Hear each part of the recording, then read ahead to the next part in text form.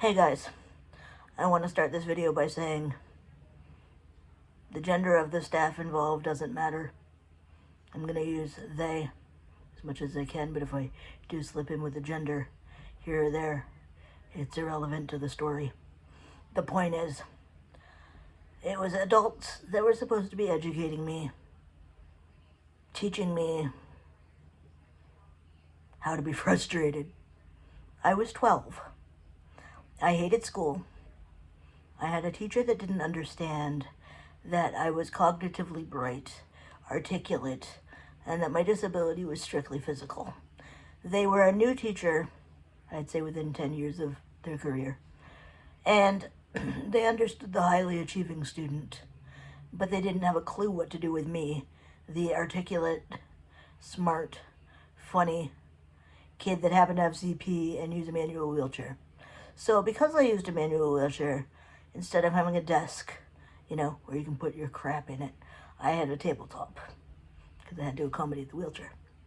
And instead of using duotangs, I don't know what you call them in the US, but those folders with the clips that the butterfly clips that you fasten the papers to, and then you put the little tab over it and then you push them down. Anyway, look it up, Duotang. It's a brand, but anyway, couldn't manipulate those dexterity-wise. So it ended up that I had a tabletop surface with 3-ring binders to keep my crap in, which, in theory, should be good, right? You would think so.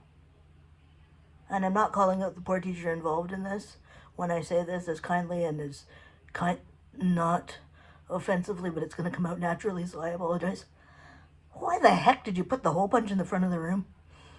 I had to navigate 5 or 6 rows of desks to get to a communal hole punch, to then put holes in my papers, then return to my surface, put it in my 3-ring binder, and carry on with life. Okay, Laura has dexterity issues to begin with.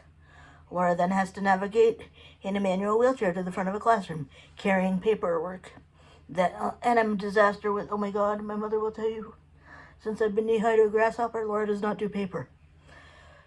No, Laura is incredibly efficient with electronic organization. And to the person that kindly asked me to do an Asana video, it's coming. I just haven't done it yet. Yes, because I understand how busy we all can be when you have multiple diagnoses and so forth. You need a second brain. Trust me. Up until post-secondary, or up until kidney disease, rather, I didn't write anything down. But back to my 12-year-old story. I was clinically depressed, probably. Didn't want to do school because I wasn't understood. If they'd given me a hole punch beside my desk, it probably would have taken much of that unnecessary angst out of my day. It's just little things like that. Be accommodating of the kid. Let them thrive. Don't be so stuck in your rigid boxes of this is how we do things. Because the kids will surprise you.